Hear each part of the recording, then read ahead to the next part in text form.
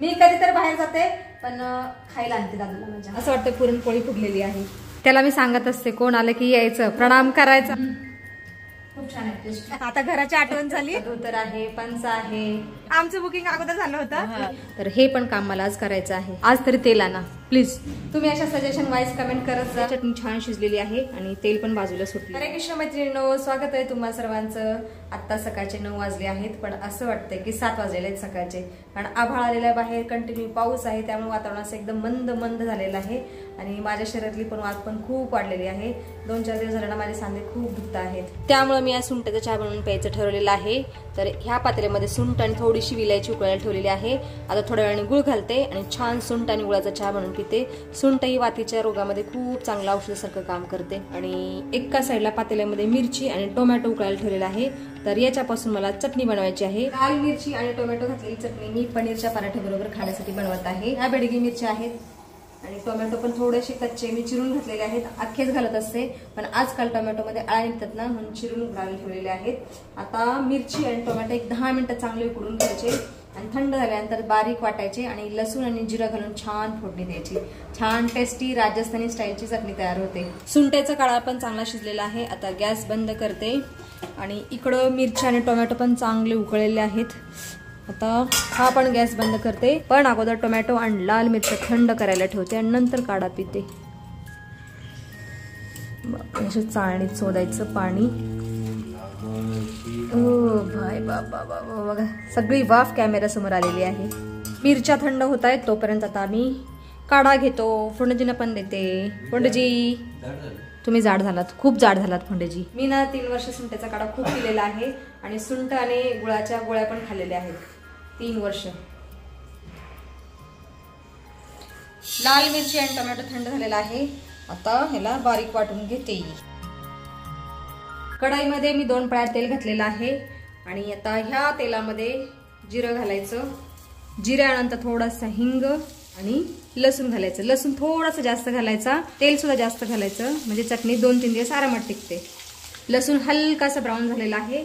आता घालायची लाल मिरचीची पेस्ट, लाल मिरची आणि टोमॅटोची पेस्ट. लाल मिरच्या उकळी टाकायच्या अगोदर मी याच्यातल्या बिया काढून टाकलेल्या सगळ्या.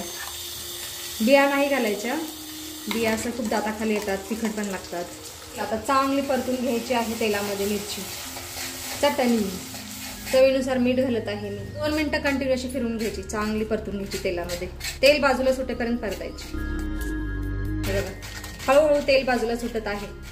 2 मिनिटांमध्ये चटणी छान शिजलेली आहे आणि तेल पण बाजूला सुटलेलं आहे. आता मी पनीरचे पराठे बनवत आहे. ह्या ताटामध्ये पनीर किसलेलं आहे आणि पनीरमध्ये हळद, मीठ, मिरची पावडर, थोडासा गरम मसाला आणि कसुरी मेथी घातलेली आहे. 2 पराठे देवासाठी बनवत आहे मी.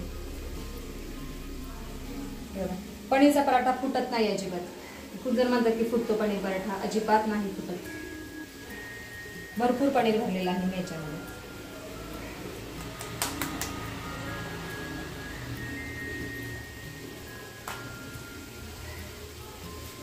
पराठ्याला तेल किंवा तूप पण लावू शकता तुम्ही, ॲज अ विश, किंवा बटर पण. वा भाई वा वा, काय खमंग वास येत आहे.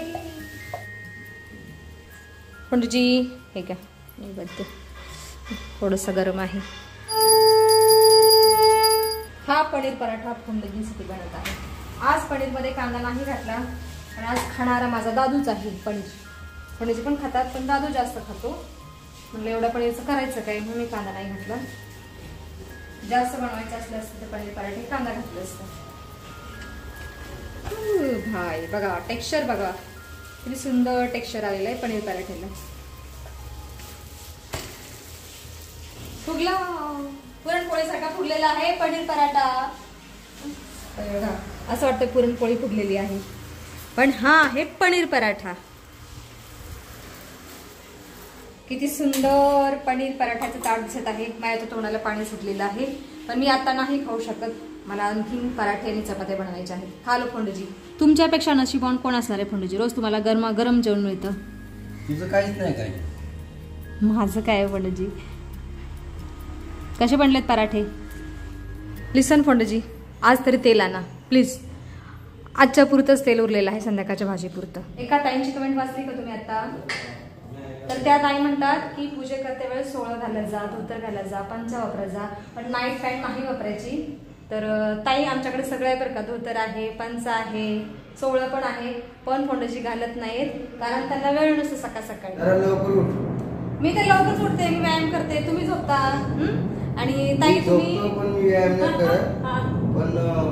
व्यायाम करते बरं का, मी रोज सकाळी लवकर उठते आणि व्यायाम करते, त्याच्यामुळे मला थोडासा वेळ होतोय. पण फोंडची उशीरपर्यंत झोपतात, त्याच्यामुळे त्यांना उशीर होतो. असं तर तुम्ही अशा सजेशन वाईज कमेंट करत जा, त्या आम्ही अंमलात आणण्याचा प्रयत्न करू. एकादशीला आम्ही जया श्रीकृष्ण मंदिरात गेलेलो ना, त्या श्रीकृष्ण मंदिर पिंपळे वगैरेमध्येच आहे. आणि फोंडची एका ताईंची कमेंट पण आलेली की श्रीकृष्णाला दुधाने पण स्नान करत जा. ठीक आहे, करत जा. मी जेव्हा घाल करते ना देवपूजा मी व्यवस्थित करत असते, पण फोंडजीला थोडीशी घाई असते, त्याच्यामुळे ते घाईमध्ये पूजा करतात. आवजा फोंडजी, आवजाओ. चला आता मी आणि दादू पण जेवण करून घेतो. स्वादिष्ट चटणी, वा वा वा, माझ्या तर तोंडाला पाणी सुटलेलं आहे कधीच. आणि पराठा, हे ताट आहे माझ्या दादूचं, घे दादू. आणि मी खात आहे चपाती, भेंडीची भाजी आणि चटणी. तुम्ही पण या स्वादिष्ट भोजन करायला.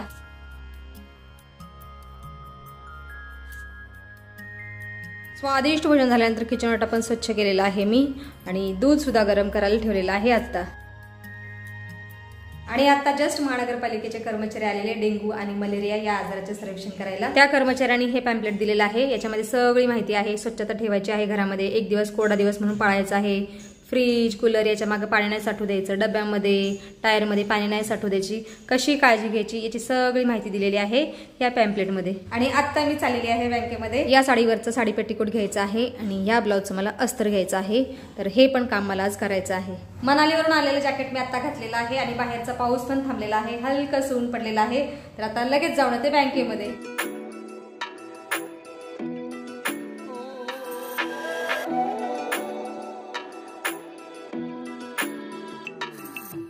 बँकेचं काम झाल्यानंतर मी माझ्या मैत्रिणीकडे आलेली आहे आता. हे बघा, आमच्या वहिनींचं टेलरिंगचं दुकान आहे हे, आणि खूप छान ब्लाऊज शिवतात, वेगवेगळ्या पॅटर्नचे डिझाईनचे ब्लाऊज शिवतात. हे बघा इथे लावलेले आहेत, डिस्प्लेला लावलेले आहेत छान छान ब्लाऊज.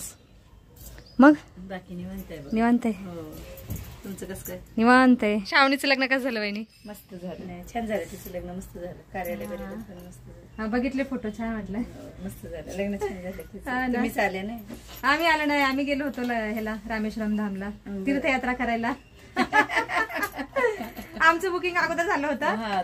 श्रावणीच्या लग्नाचं माहित असलं असतं ना आम्ही गेलो नसतो, म्हणजे बुकिंग केलेलं नसतं ट्रेनचं, पण अगोदर ट्रेनचं बुकिंग झालं. छान झालं लग्न तिचं, मस्त झालं. आता तुम्हाला करमत नसेल ना? करमत नाही, आता काय सांगायचं. काय करायचं, सवय लावून घ्यायची. सवय लावून घ्यायचं, आता काय करायचं.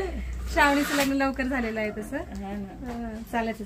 आपल्यापेक्षा जरा उशीरच, आपल्यापेक्षा उशीर. आमचं तर 18 वर्ष झालेलं लग्न, तिचं 20व्या वर्षी. हा, 20व्या वर्षी. मनीषीन ती संगतीच आहे. बरोबरच आहे. येऊ का आता? आम्ही चक्क 2 ते 2.5 तास गप्पा मारलेल्या आहेत. आता घराची आठवण झाली, नाहीतर पाऊस चालू होईल असं. चला येऊ का? Bye bye. देख देख मैं क्या लेके आई हूँ तुम्हारे लिए. हाँ, मेरा घसा खराब है. अरे तुझ्या आवडीचं आणलं आणि तू म्हणतो माझा घसा खराब आहे. क्या ही बोलली अभी तुझको. मी आज फालुदा आईस्क्रीम आणलेला आहे, दादूला आवडतं म्हणून आणलं, नेमकं दादू म्हणतोय की कशाला आणलं. क्या ही बोले अभी. हे आहे बटरस्कॉच आणि ते आहे मँगो.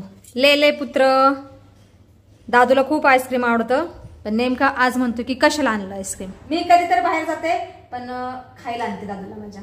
मना पण असेल त्याला सुद्धा आणते. फोडण्याची नाही आणत कधी खायला, मीच आणते खायला. सांगायला लागतं साहेबांना. हा, मी आणते, मी पहिल्यापासूनच आणते. माझ्याकडे पैसा टिकत नाही, मी बाहेर गेले की काय ना काय घेऊन येतेच. शाळेला पण असताना मी यांना सोडवायला जायचे आणि त्यावेळेस काहीतरी घेऊन यायची घरी. मना गणपतीपुळ्याला गेलेला आहे, त्याने व्हिडिओ कॉल केलेला मागाशी, आम्हाला कलश दर्शन दिलं. म्हणलं ठीक आहे, धन्यवाद बाळा तुझं. तो असलास तर मजा आली असते आईस्क्रीम खाण्यामध्ये. ठीक आहे, चलो एन्जॉय करताय आईस्क्रीम. आज मी खूप दिवसातून आईस्क्रीम खात आहे. उन्हाळ्यात खाल्लं असेल तू बनवलेलं, त्याच्यानंतर आताच खात आहे आईस्क्रीम. खूप छान आहे, टेस्टी. फालुदा आईस्क्रीम मला आवडतं. बटरस्कॉच अलग लागतं. कशी आहेस तू? मस्त. खूप दिवसातून आलीस.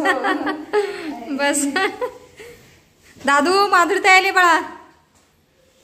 त्याला मी सांगत असते कोण आलं की यायचं, प्रणाम करायचा, मग जाऊन बसायचं तिकडं. आमचे दोन्ही चिरंजीव काय करतात, कोण आला की लाजतात आणि बेडरूम मध्ये बसतात, येत नाही त्याच्या बाहेर.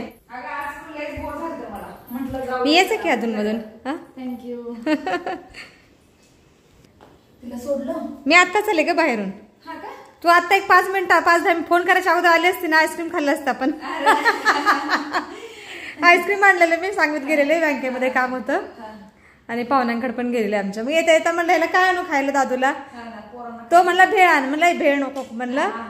हा मग मी माझ्या मनाने फालुदा आणला, खाल्ला आता दोघांनी बसून. हो ना, आम्ही नाही खात बाहेरचं काही जास्त, क्वचित खाते लेकीच्या. मागणी चाललेली आहे आता. ये पुन्हा. हो बाय बाय. आता सायंकाळची पूजापाठ केलेली आहे आणि आता मी स्वयंपाकाला सुरुवात करते. तर व्हिडिओमध्ये आता आपण इथंच थांबूया. तुम्ही इथपर्यंत व्हिडिओ पाहिल्याबद्दल तुमचं खूप खूप धन्यवाद. भेटूया आपण पुढच्या व्हिडिओमध्ये.